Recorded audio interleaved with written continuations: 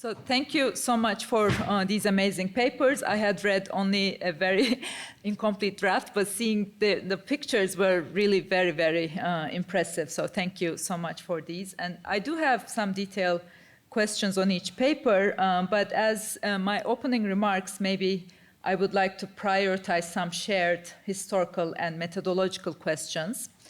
Not only maybe among these papers on South Asia, but also their relevance beyond in this, for this conference and even beyond. And speaking of this beyond, we are having this conference in the context of massacres happening in plain sight and in a country that is blocking UN resolutions to ceasefire.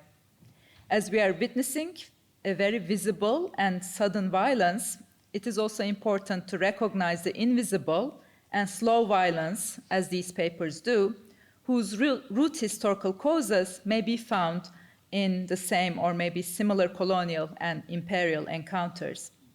So I'll take clue from something that was explicitly stated in Nida's paper, but also implied in the other papers. These papers, I think, raise a very paradigmatic question that is not limited to their focus topic or even to South Asia. What does it mean to live in the aftermath of European, or in this case, British colonization?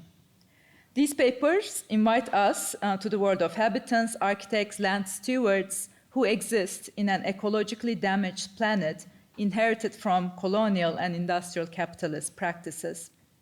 Whether it is L's care for, or L and C's care for the garden that increases biodiversity against the creation of monocultures during British colonialism in Lahore, or whether it is Marina Tabassum's flat pack houses designed for adaptation to sea level rises in the aftermath of carbonization, which is colonization's twin. These papers foreground practices of healing after imperially induced climate disasters. So what does it mean to live in the continuing legacy or historical debris of colonization and carbonization? What does it mean to live and work as a scholar with the realization that climate engineering was a British colonial project, and also the realization that climate disaster is a post-colonial condition? So my first comment will therefore be on our concepts to come to terms with this situation. Dealing with a similar condition in my own area of study, I've come to find value in expanding our terms on climate. So I have come to explore the distinctions between different concepts, as I do believe these papers also do. Differences between concepts like climate determinism, climate consciousness, climate reparations, or climate solidarity, as Farhan was mentioning. By climate determinism, I mean an ideology that categorizes and stereotypes humans in relation to the climate of the lands that they come from, and sets a hierarchy between civilizations in relation to the perceived amenability or hostility of climates. Climate determinism frames humans in essential identity categories according to their lens, as much as the British colonialists did, whereas climate consciousness envisions the racial justice and planetary healing that would arise if climate is duly considered in professions such as architecture and landscape. Moreover, climate reparations or climate solidarity aspires to restore justice by giving dues to those who have been subjugated because of climate determinism in the past. It should be noted that climate determinism has long shaped the Euro-American notions of beauty and artistic superiority. In one of the earliest texts of artistry as a discipline in 1763, Johann Winckelmann unambiguously claimed that it was the moderate climate that enabled the ancient Greek man and woman to perfect their bodies with outdoor sports, and therefore it was climate that inspired the ancient Greek sculptors and architects to immortalize the figures and proportions of perfect human bodies.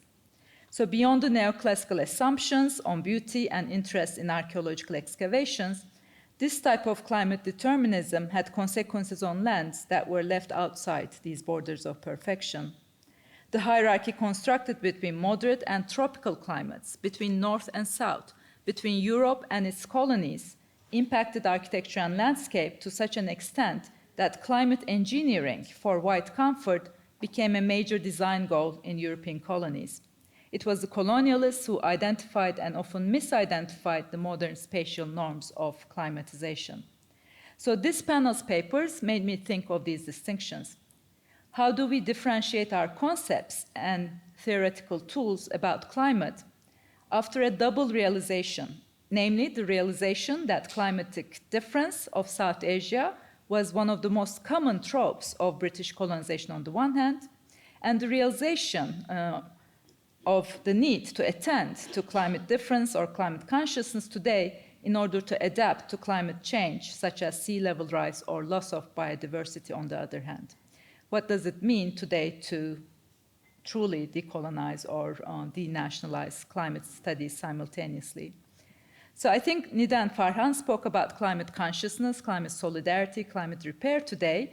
The missing paper, Sugata's talk was, I think, gave one more evidence of colonial climate determinism because, for instance, as it comes clear in his paper, in my opinion, climate determinism also construes dryness as a modern and colonial norm. The Dick Palace, I hope you have the vision of the Dick Palace in your eyes. So it's a case in point that Muslim and Hindu communities of South Asia developed architectural ways of living with water, with monsoon, and did not necessarily codify wetness as an inferior existence. It was the Northern imperial mindset that later imposed dryness as an universal norm and thereby devised climate engineering systems for the global South, which intervened in planetary systems and brought climate change. So that was my first point. And my second and maybe last general comment will be on historiography. As all of these papers search for knowledge production, for historians' ways of engaging with climate change.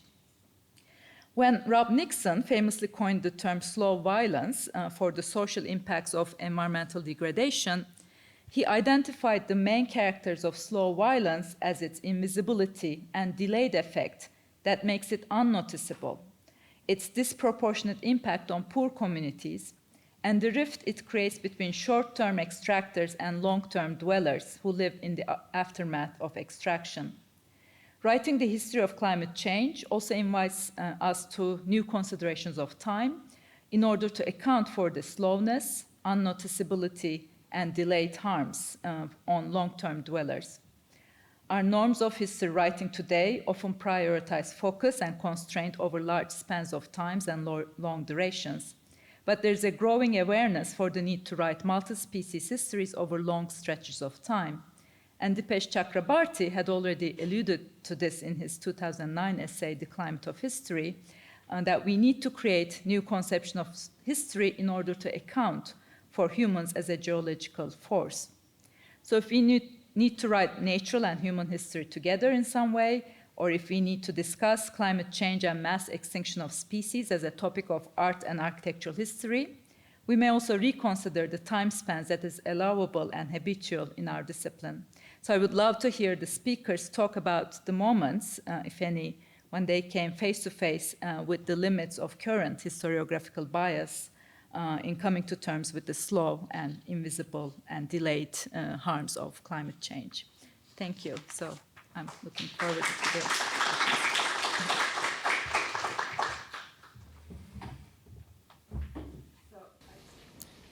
So yes, thank you very much, Esra, for the introduction. So I think that one of the, you can hear me, right? So one of the points that you have raised is that how architectural historians, that it's a methodological question, especially. That my presentation was not my architectural history. It's kind of trying to give you a critical survey of what contemporary architects are doing. But one thing that I wanted to do today, and I totally acknowledge that the way we write architectural history, and especially from the Bangladeshi context, it needs to be recast. That is one thing that I totally argue, and especially. Oh, okay. So that thinking about thinking with climate and thinking about climate, it's not a, new thing for Bangladeshi architects. I mean, even whenever I talk to Bangladeshi architects about, there's climate change and etc., they found it really irrelevant in a sense that, we have been doing this for, decades. I mean, if we can have the right orientation, if we can reduce the solar gain, then what is the point? What is the point of bringing the, your Western framework of climate change? And because we have been doing this in our practice, we have been considering the resource, scarce resource, how to design it, and there is no need for actually incorporating the concept of embedded carbon. That is another new thing for Bangladeshi architects. They said that these discussions are completely irrelevant, and I understand it because the one thing that I have mentioned in my talk is that the architects in contemporary, I will just only focus on Bangladeshi architect right now. So for them, the problem that was created in Bangladesh, whether it is climate change or anything, it was not Bangladesh's problem. That is the general understanding, because they said that we have been doing things right, for a very long time, but this whole climate change, the root cause is embedded anywhere. So even they started to question the LEED certification, which is, who are not architect here, know that every building has to be LEED certified, especially if it is a factory, if it is producing clothes for US, those has to be LEED certified, meaning that we have to check that how much embedded energy that we have used in this building, whether it is what kind of HVAC load is there, etc., etc. So they're saying that this whole LEED certification program, which was started in India, and it is a way to justify the capitalist structure. So there is a very strong discourse in Bangladeshi architects to resist the whole environmental certification process as well. So the thing is that what you're saying, there's a long durée, the slow violence that has been accumulated over Bangladesh over a very long time, and that has to be, that how we as an architect will address that. It's a challenge, and I do not have a straightforward answer to your question, but I'm still thinking that how to incorporate those things in my writing. I do not know whether I have answered it clearly. Thank you, Esra. Thank you so much for all of your sort of prompts here. You can speak in the microphone. Thank you. How's that? So I was thinking about the question of different durées that you've raised and writing them and writing about them. And I'm not sure I can think about this too much right now, but I'll go back to maybe a couple of things these two interlocutors said to me that kind of changed my thinking on it a little bit. Especially the last one, C. So one thing that has sort of been always at the back of my mind, thinking through this very particular colonial history in this very particular context, and I'm glad you raised the kind of question of the kind of standards of beauty and perfection, because they very much lie and are kind of mixed in with the kind of functional questions of making a landscape productive, right? They're also kind of mixed in with questions of making particular species not only function at large scales to produce value, but also to produce notions of a particular kind of beauty. So that's been on my mind for many years, but one thing I think that I've pushed out of my mind a little bit, and perhaps because of the politics of the questions that are usually raised around for something like the Mughal garden, right? And I showed a picture in the beginning about the Charbagh and how that is very commonly sort of invoked as a trope to both sort of produce a certain type of notion of beauty and a certain type of indigeneity, or a certain type of like ownership of a horticultural tradition, even though the sort of like the functional paradigms of that tradition really like are very 19th century, very modern, right? But kind of I was thinking in this long kind of unfolding conversation that I shared at the end, just little snippets of, C went back to the idea of like, well, we were talking about species and how certain species are vilified, certain, in environmental discourse in South Asia, there's obviously a lot of discussion around non-native species, around the use of particular species like Conocarpus, eucalyptus, various other kind of non-native and often what might be called invasive species.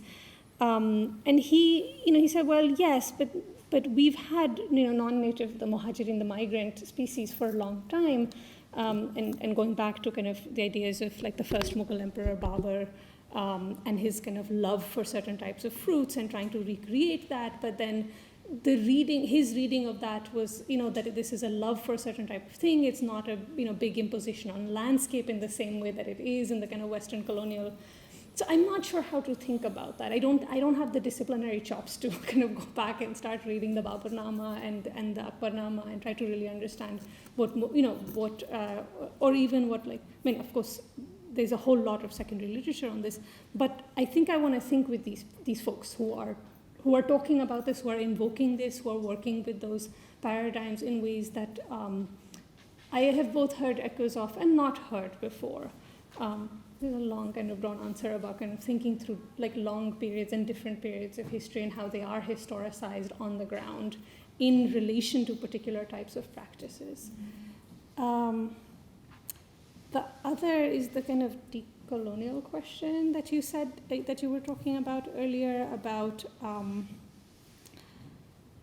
I was thinking back to Mona's presentation, that I think it's like really heavy right now, still from this morning, and I think much less perniciously, but nonetheless, those kinds of discourses operate in the Pakistani kind of climate policy discourse as well. I think they're certainly not, I wouldn't term them as fascist, and I wouldn't term them as kind of operating at that kind of that level of sophistication. But one of these discourses has been around kind of the idea of loss and damage, particularly after the 2020 floods and last year, 2022. And the idea of sort of both demanding restitution, reparation from the sort of the let's say the kind of hegemonic colonial actors for their role in shaping the climate change and the climate damage, that the emergency that Pakistan has been facing, and yet the kind of critique of that on the home front, which has been very much about, well, why are you telling us this? We know this, and a kind of a deep distrust of what the very dysfunctional government would do with the kinds of funds that would bring in. So I'm also kind of not sure how to kind of start thinking about decolonization at that level with respect to sort of Pakistan's climate politics right now. Thank you. Okay, well, I suppose first. Yes. Thank you for this pair of papers. Mina, I found your presentation very evocative, and I have two questions that I'm going to ask, or try to ask as briefly as I can, because I think both of them are bound up in anecdotes and observations rather than my own research. The first question is that it struck me, and I'm guessing, based on your presentation, that the two interlocutors from Lahore are Malis who have Malis.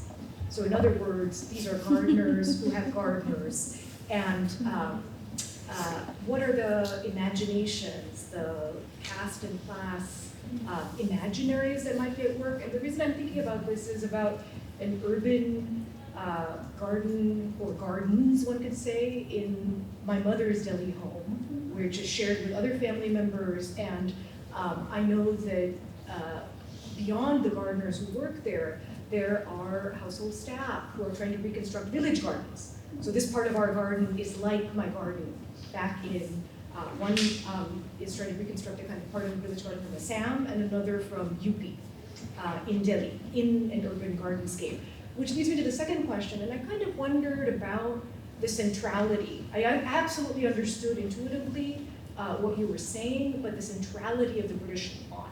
And the reason, or even this kind of imaginary in thinking about gardenscapes across South Asia, and it reminded me of a conversation with a Sri Lankan artist 10 years ago, who said to me, you gotta get, I was, beginning my research there on a book project that I'm working on, and he said, you gotta get out of Colombo and come and see a Jaffna lawn, right? And I understood intuitively from my grandfather's garden in Mysore what he was talking about. It's a kind of deshi or jungly garden that's not the British lawn. But in other words, rather than thinking about them as like, you have a British lawn and then you have this formation that's a critique of the British lawn, there's actually other kinds of garden spaces that have existed through the 19th and 20th centuries in South Asia, and not just in Sri Lanka or in southern India.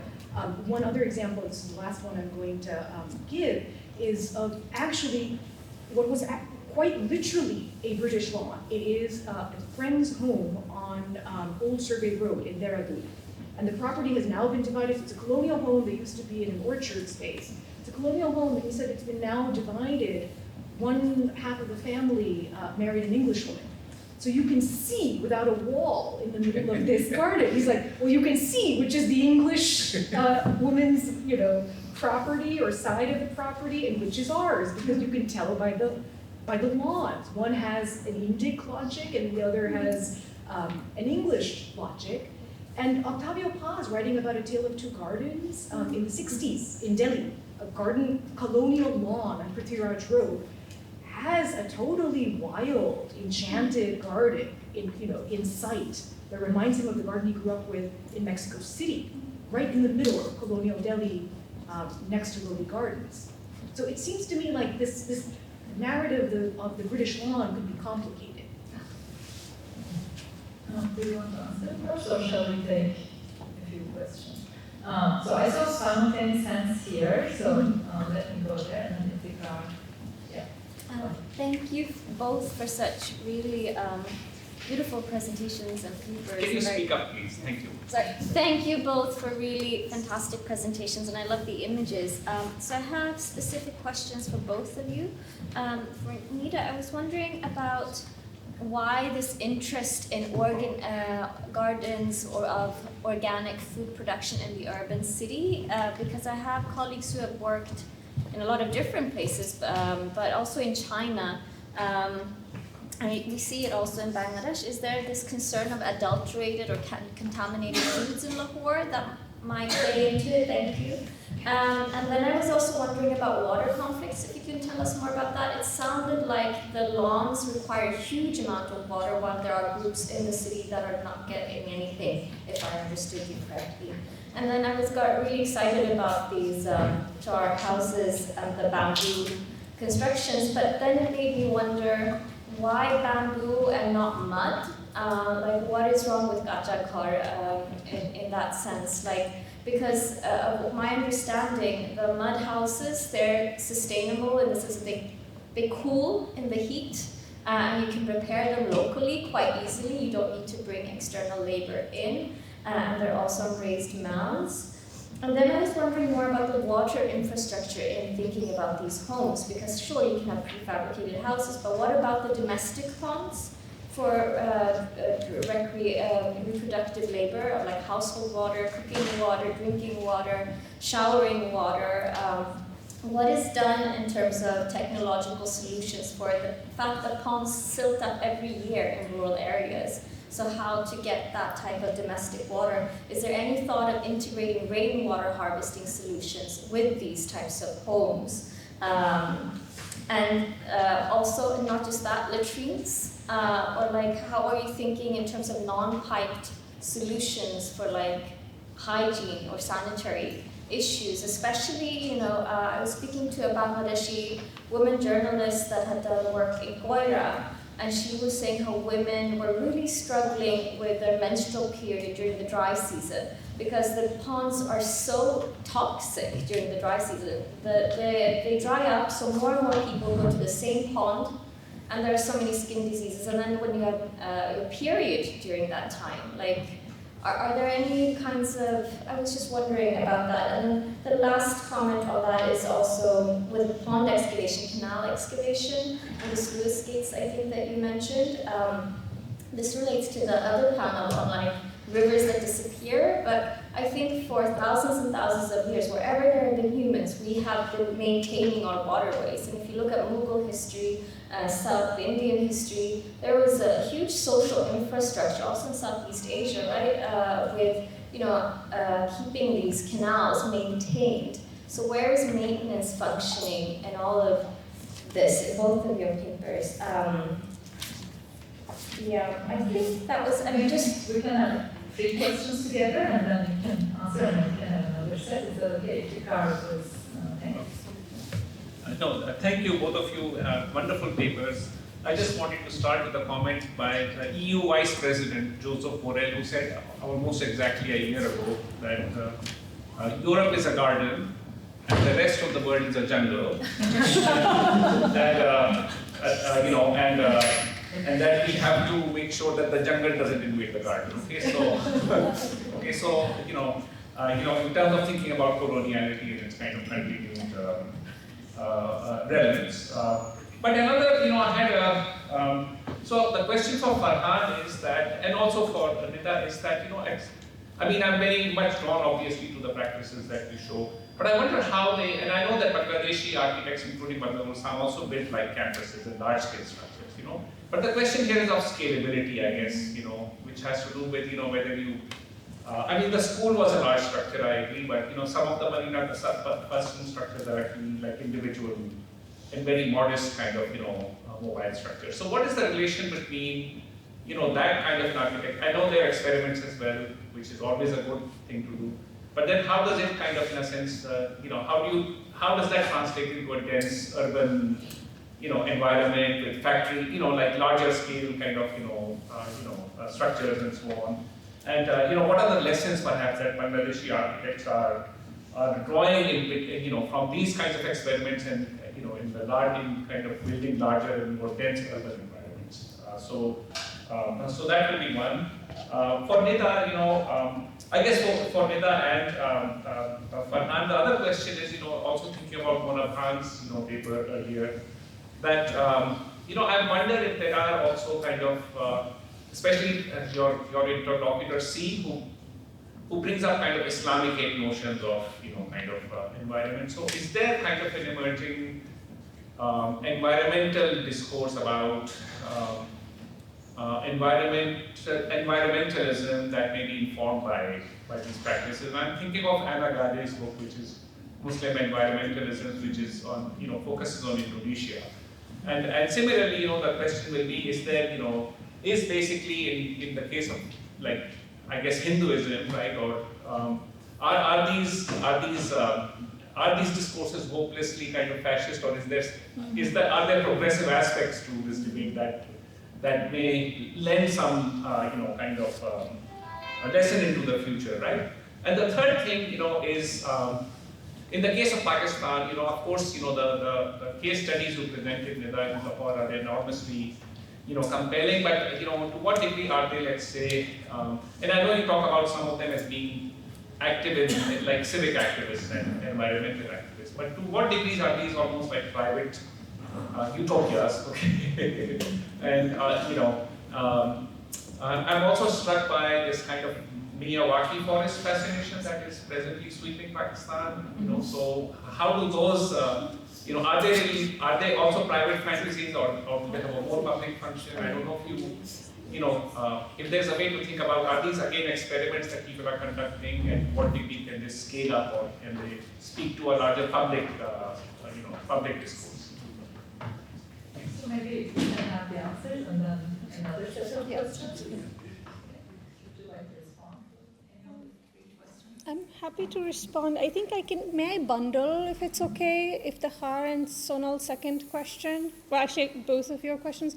I think, so yes, there's class privilege in the two people that I kind of just highlighted here. And I do want to stress that, A, these are not the only people I've been talking to, but also I think more than being private utopias, I would say they're idiosyncratic. Right, so they're different, quite different from each other, and I don't think I've like tried to flesh that out yet in this paper how, but they're very different. I'm not trying to sort of say that this is like a thing.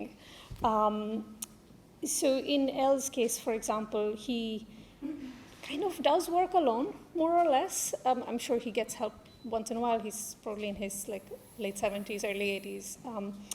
But he is very attuned to, the ways in which class privilege works across these kinds of practices in the city, where he's like, yes, I'm trying to get other people to make compost, but I also realize that Begamath don't make compost, or they're not going to go and sit and dig in the soil. So I think these are sort of problems that he at least is trying to grapple with or think through. This kind of broader question of like what else the lawn, I think the lawn here for me, and I think in our conversation more broadly with C, was a metaphor to think with rather than like an explicit, one type of place.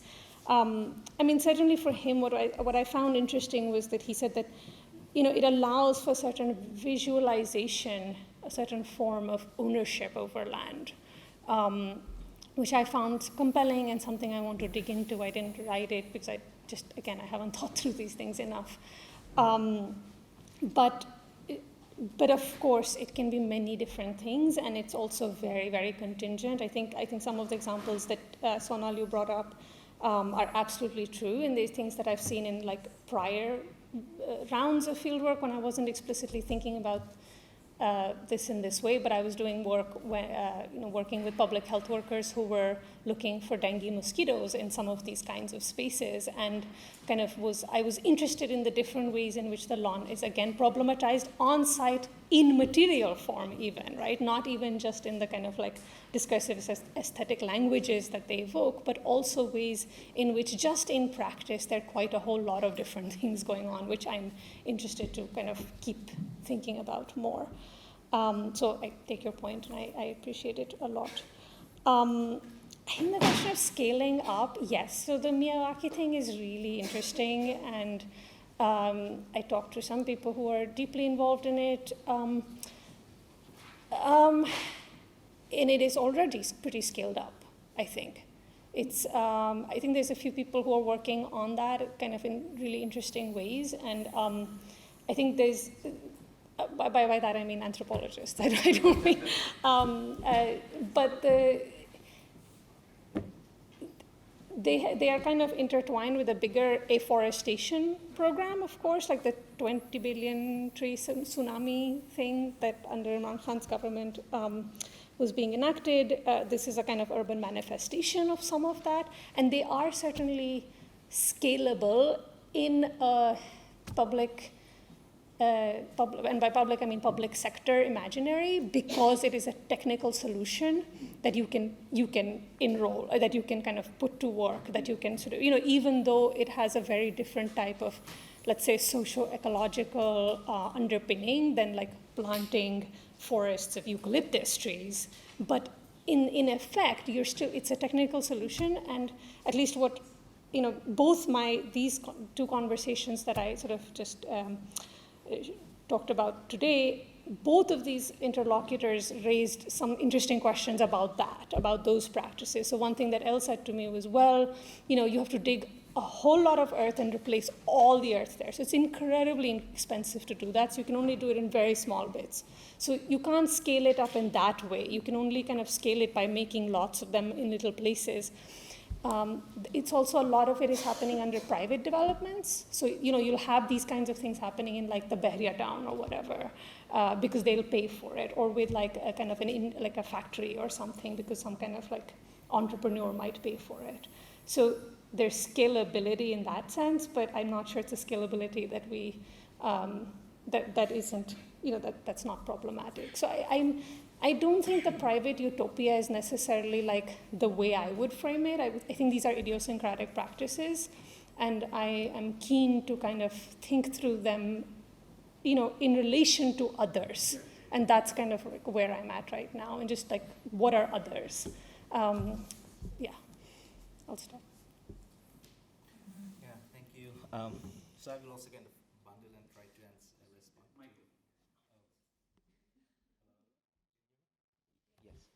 Okay, so the first thing that I want to tell that, Marina Tabassum, Khalid Ashraf, and Hasibul Kabir, they're like my very dear friend and respected colleague, of course. So I just, brought these three examples because their work has, been noted all over the world, and they kind of, as we say that, an example of how to do architecture in South Asia. And I'm just taking these three instances to kind of, open a survey, kind of critical survey of what is, where the contemporary architects in Bangladesh are standing right now in terms of thinking about climate change. Now, there's two things that I want to clarify here, is that thinking with climate and thinking with climate crisis is two different things in Bangladesh architectural practice. I mean that thinking with climate is an old thing for, like, very traditional thing for Bangladesh. I mean that before AC, we have to make the house comfortable. I mean that is it. That's thinking with climate. And while I was working on, this presentation, I was thinking that can be an interesting project that I might be interested to, just trace the history about how architects in modern South Asia start to think about climate. I mean, all of this, like, these masters in South Asia. Like, for example, Charles Correa once wrote an essay in which he was claiming that form follows climate. So that can be an interesting point, and just to look at how architects think about climate. Now, the second question is, which is a new phenomena? How architects think about the climate crisis. That is a new thing. I mean, it's a completely new thing, and we are still trying to figure out, how to respond to that thing, because climate is always there. It's a given for the profession. The climate crisis, and there's a lot of discussion. So that is one thing that I want to clarify at the beginning. Now, for when Khalid Ashraf and Marina Tabassum and Bengal Institute, they were looking at the research project of which Rupali was also being part of, that there has been a claim that it was the colonial invention of the distinction between land and water, and land has been commodified during the colonial period in terms of the taxation and etc. But I think that that is okay, but still we still need to have more intervention and scrutiny of that claim as well, because even before the colony, when the Mughal Subas, they start to have an abadi, the land taxation system was also in place, and they were also figuring out, and there has been some good secondary literature on how land taxation was implemented in one of the chor areas, right? So the point in question of land taxation, commodification land, we are all focusing on the chor areas, right? So there's other areas that has been also taxed during the Mughal period, even before the Mughal period, right? So, although not documented, Mughal periods were documented. So I think that this, this blanket, point to start with, that in land has been commodified during the colonial era, can be, a point of starting point of, criticizing or, the even the decolonization forms of knowledge. First point. So. And then the second thing is that if you look at carefully that, all of the experiments that you're saying, there's a like kind of avant-garde experiments that are happening. So all of these avant-garde experiments are picking the chor areas as their, site. That is also an interesting thing, because chor areas, of course, chor is, extremely provocating site for architects, because when we design it has to be on site, right? It has to be site specific. But when you work on chor, I am from chor area, my mother's side, they come from the Hatia Shandip, is a very large chor areas. So we grew up with the chors. There has been lots of different, even the land ownership thing. So the way the land ownership works in chor area, it has a very complicated history. That if you live in one side of the river and the land goes away, and then if the land again comes, it doesn't have to be adjacent to the bank, it can be like in the middle, within 40 years, then you can claim that land. So even it is, and within that 40 years, you can exchange the title with others as a potential investment. But if that chor, the chor goes on the other side, that is not belong to. There is a very sophisticated, land ownership process that has been practiced for like centuries. They are in the chor areas. So the interesting thing, all of these experiments, the avant-garde experiments are taking place. I will just let me know if I'm taking too much time. It's taking place in chor area because it helps us to, problematize the relationship between site and form, right? So that is one thing. Now, the second thing is when, Camille's question that where is the plumbing line, right? Where is the micro infrastructure for water resource and etc. So I'm sorry that I should have shown another picture from, they actually have a toilet facilities, which is not part of the prefab, that's there and another independent structure. But there was no plumbing line, of course, and no micro infrastructure. And I'm not saying that it should have been there, but because the main idea of that experiment was to develop the prototype, and then the prototype will grow over time. That was the whole idea. And both MTA's and Khalid Ashraf and Saiful Haq's idea was that architecture is transient. I mean, that the whole philosophy was based on the theory that there is no distinction between land and water. There is no distinction. There's this fluid. So that is the whole idea from where they, pick those chore areas and those areas to build with to, kind of render that point. So there was no, that the whole concept is mobility, right? So they wanted to create this prototype so that it can be mobile, and that is why it was not rammed earth, but the PCA, but it is the bamboo, right? The another thing is the condition of the soil. With the chore areas, the soil that we get in chore area, those are difficult to ram and make it in a structurally stable. So that is another point. So questions of scalability, those are, I totally agree, those are a small avant-garde thing. And scalability, honestly speaking, if you ask, that any chore people, for those who, the Marinas and Khalid Ashraf, any other avant-garde architects making, they're literally homeless people, right? So that it is easy for, they're not documented landowners, so it is easy to provide them a prototype. And I know that I've been there, and I know many of the people who received this prototype, they did not know that they are going to receive the prototype. It just came like a mail order at some point. So when it comes to the city urban settings and like 50, 60 small mofussil towns around the Bangladesh, that has that kind of idea cannot be implemented. I totally agree. But of course that their work is provocation. They're trying to problematize the relationship between site and form. I will stop here. I have a comment on this difference between thinking with climate and thinking with climate change.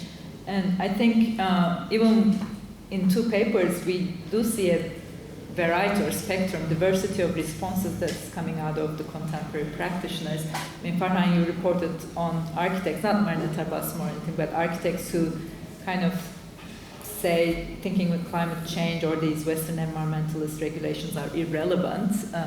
So that's one spectrum maybe. But Nida, when you were talking about sea, there's something that C said, if it's colonialism and capitalism that decided that we are the most important species. Mm-hmm. So by we, C, I don't know if it's a he or she, but he's taking accountability and criticizing the colonial definition of the human as if there was, the undifferentiated definition of the human is the colonial project, but C is taking accountability for that and trying to criticize and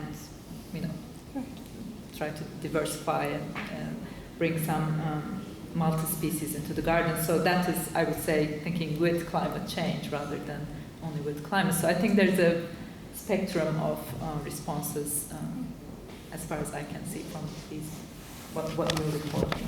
So we can have one more round. There's one here and then. Thank you. Just kind of with the idea of thinking with climate. There's almost an idea in both the papers, I thought, of making climates, not just like responding to climates. And just, I guess just as a provocation of what that would mean for thinking about like environmental aesthetics, lived experiences, and so on. So just kind of putting it out there, the idea of like making climates, not just responding to climates or climate change or climate crisis. And then the response here. Should I just speak? The microphone. Hi, thank you for such an amazing set of papers, the two of you, and I'm not sure whether I'm being here. Yes, is this better? Yes, I'm not sure whether I'm being here, but thank you for a very fine set of papers. And Farhan, I just wanted import these homes and the experiments. And there's more to be said, but I also like to exchange with the two of you on this matter. I had questions and they kind of flew out, but I'm going to ask Linda's question in a way of thinking about colonial. And so I take your point on taking the law as a metaphor, so I'm less concerned with that. I'm more not concerned, is not the right word. I was more interested in the ways in which we think of colonial gardens. I don't mean Mughal, I'm just talking about the British colonial situation right now, and slightly post-colonial. Because there is the garden which we think is delegated to the private households, there is one. But I'm more interested in the ways in which you have institutions, and Lahore is dotted with these institutions, colleges, hospitals, etc., which all have gardens. And I say this on two fronts. My undergraduate college in Madras was at Madras Christian College, 600 acres of land, which I know in the transfer in 1936, they moved from downtown Madras into Tamla. The principal's wife, Mrs. Miller, is supposed to have planted. I have a granduncle who was in the transition, so they planted the entire space. Okay, 600 acres. And the other more recent history for my generation would be JNU. I remember JNU in the late 80s. There was absolutely nothing. It was rocky. And if you see JNU now, it's been widened completely, right? So JNU is not part of that colonial space at all. I mean, JNU is sort of like a complicated issue around that. But what is interesting about these larger sort of colonial institutions which have their own gardens and which are institutions, I was curious because my initial thought on this when we were presenting, I said, okay, there's a system, right? You move from lawns, and within the Britain, you move from that to a botanical garden to the notion of a forest. And I don't want to lose all that because I feel like there are notions of orchards, and of course we always land up in South Asia scholarship for a very long time on plantations. We always land at that question, right? But moving it away to the way in which you've done, I think there is a redoing of that particular space, which is also, for loss of a better word, I would say they're kind of commons. I mean, we go walking in some of these spaces, etc. So anyway, so that's sort of what I wanted to ask, if there's a way of thinking about this outside private property issues, right? And Farhan's question on private property was so interesting that I just got lost. I don't have any questions. I want rivers to flow everywhere. I want to see an end of private property, but the only way around that would be to have constant floods. And that's not really going to happen. No way. Yeah, Okay, so we have two more questions. Three more, but can you really ask it very fast? And can I ask? Can I also? And then Aisha. But also, I just want to add on to something. We have like 20 minutes or so. Oh, okay, we can go over. So, Okay, so just quickly, very quickly. One is, I think, this whole idea of taxation, I think is fantastic to, I mean, really important to look into very closely, because there have been several, like the colonial taxation versus, in the Mughal taxation or the Maratha taxation, change in terms of really kind of not looking at a kind of bounded land in terms of area, but also looking at productivity and other cases. So, I think that's important to look at, like how land taxation was also fluid in certain cultures and others, right? And then I think the second question to Farhan is really, I mean, it's interesting that you framed this question of radical care. And what would be interesting is to look at, the mechanics of that radical care. Because otherwise it goes into this idea of community participation, which in some ways also becomes paternalistic in many ways.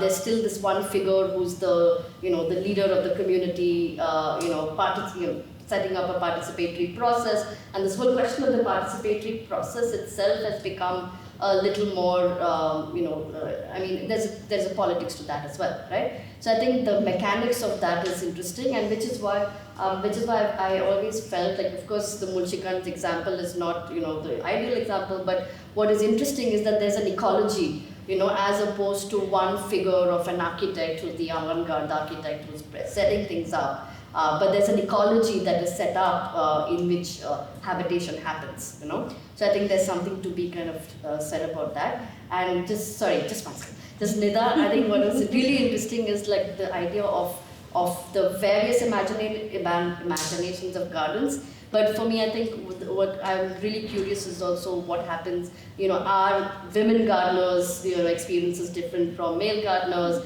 able-bodied gardener experiences different from, others. So I think just those questions will be interesting to think through. Thanks. Thank you. I'll try to be as brief also. Thank you for the stimulating conversation. I wanted to just linger for a second on this notion of the long duration and the way we think also of the Anthropocene or environmental change in these long spans of time. And so I'm a little troubled when I hear words like avant-garde or scaling up, because these remind me of an industrial capitalist mindset that privileges the prototype to be found as the best idea, the most efficient one, to then be repeated at a larger scale up in an industrial fashion. So I wonder what other forms of epistemology, of knowing space, of sharing this kind of other new forms of resilient architectures can be thought of. And then to Nita's point, like the embedded knowledge in the longue durée of gardens could be one way of thinking about it, perhaps. Thank you. Do you want to start? Sure, I know everyone started, but I got excited by the comments. Just very quickly, I was very interested in the use of the pavilion as this concept of something intimate, kind of a basic unit of, because again, because there's been conversations around big exhibitions in New York recently, and the Rajrival pavilion, the industrial pavilion, Pragati Maidan. So again, on the scale question, some spectacular post-colonial architectures modeled around this idea of pavilion. So how does one wrap one's head around that as a micro unit and a macro unit? And then I think there's much that I'll love to talk to you about separately. But on Lalita's question, I was thinking also about the public-private. There is still a way in which many people in India will say, oh, you're just feeling so comfortable in this space. Where do you think you are? In the company gardens. Now, what is company gardens? Right, it's from East India Company onwards. It's these colonial public spaces and institutions. And there's something I think interesting about what that has meant, not from the gardener's, planner's point of view, but the user's point of view. There's some very interesting ways in which some artists today are working with how people use these no longer company gardens as very specifically gendered spaces of freedom and intimacy. But that was just a comment. Thank you. Thank you. Maybe. Yes, I can go. Yeah. Very quickly, yes. I totally understand your, discomfort about using the words scalability and avant-garde, and I understand those are. Iptikar used it. You didn't use that. No. He's saying that he is like a little discomfort. And I think that of course, I mean that in my presentation I mentioned that many of the method that we are using in Bangladesh in the practicing architect still they're start to question the colonial modes and modern modes, etc. But at the same time, we are still operating within some of the residue of the capitalist thing. So that if Merina or Khaled Bhai is in this room and we are having a debate in Bangla, so it can be like, since they are not absent, so I will not be I will be in a very gentle. So yes, but we still the some of this architectures is still trying to mimic or the residue of the capitalist logic. I will stop there. And then your question, yes, the fluidity of land taxation, especially in the chor areas. I mean that you probably know that maybe when you're working there, one of the colonial taxation when they wanted to structure the taxation system, that the jamindars who actually worked under the Mughals, so they started with this idea that even their, the village is under the water, they are not going to pay the tax. They say that you have to. The British said that you have to pay tax. So there has been conflict, and then the taxation system started. So yes, even under, in independent Bangladesh, there has been 2 or 3 different kinds of taxation system, land titling system, everything is kind of mess right now, but it's very fluid, mess in a sense because, the people who are actually in power, they're taking the, advantage of that, messy situation because information is not, available. So access to information is the first thing. The people that my family become landless, or within 7 days. I mean that the whole things went underwater and just become landless in 7 days. And before that, there was 20 acres of land, and then in 7 days, landless. So I mean that is a very complicated. But I totally agree that maybe we need more work, scholarly work, really to understand and make a blanket comment on this sector. Yes, I think these are the 2. Thank you. Okay. Again, just try to think across many of these. So I'm sorry that I'm going to miss some points, but thank you all so much. I think Lalita and Dipashri, yes, the institutional spaces and how they commonize in different ways has been really fascinating to me. But I also try not to see them as completely separate from the so-called private spaces. And rather, what I'm trying to do is kind of see these as networks that work together. So there are private garden users and makers, right? And there are Malis, some who have more expertise because they have been working in those institutional spaces for so long, and those institutional spaces hold a sort of a discursive power, to create a certain type of aesthetic as well, and that continues. That practice has continued to the nurseries, the kind of economic linkages of the nurseries and the kind of entrepreneurialness of the kind of nursery managers as well, I think plays a role here. The big mat who sort of then go to the Malis in the big gardens to kind of talk to them and get their expertise. Then there are users, and kind of the actual ways in which some of these spaces get used is super interesting. So there's canals that feed all of this stuff, at least historically, right? So there's kind of material and institutional and economic and aesthetic links that I'm trying to kind of think through between these different types of spaces. Second, and I think this is the kind of part where, so the PHA, the Parks and Horticulture Authority, I think this is like literally the epitome of a whole lot of this kind of like aesthetic work that happens, the sort of the climate making in a way that I'm trying to kind of think through. They have literally armies of people who work for them, right? And they are active on, whether it's a new road that gets constructed along, roadways and roundabouts and, gardens of institutions and public spaces and all of that is very, very active. It's active to the point where, you'll have an extremely manicured landscape, and with that, a really crumbling, like, Mughal heritage site, because no one can take care of, because you don't have the kind of institutional capacity to take care of one thing, but you have, like, this, like, incredibly cared for, managed, thing right next to and with it.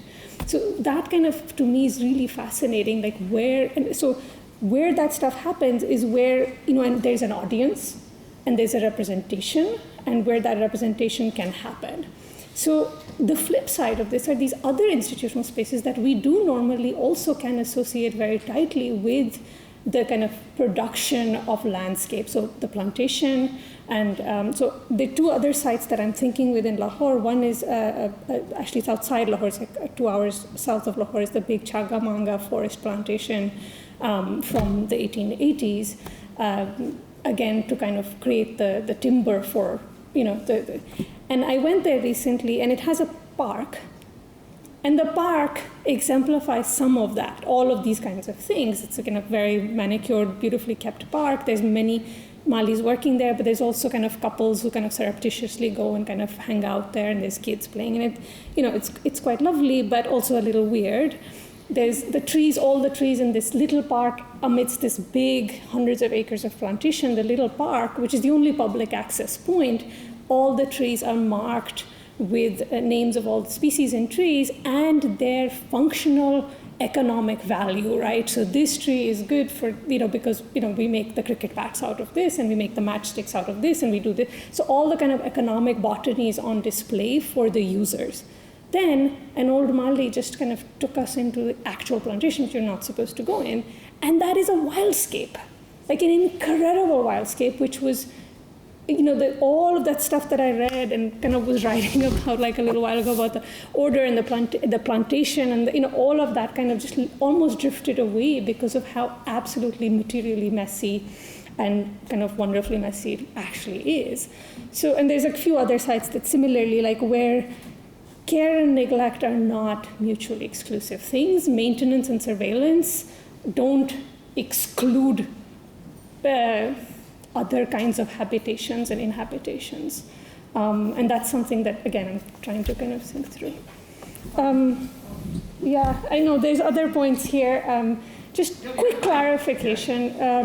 So the point about the kind of link with the kind of fascist sort of, let's say, like how kind of certain types of relationships to the non-human might be conceived. I just want to clarify that what my interlocutor was saying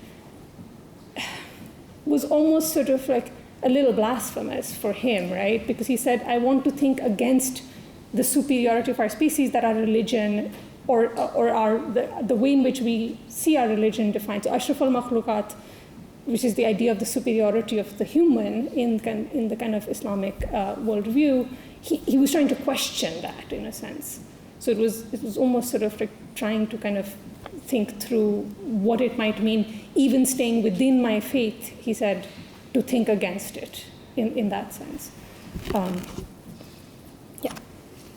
Okay, I think we had a fantastic panel, I think. Thank you so much for your papers, your questions, your answers. This was really, I learned a lot. Thank you so much.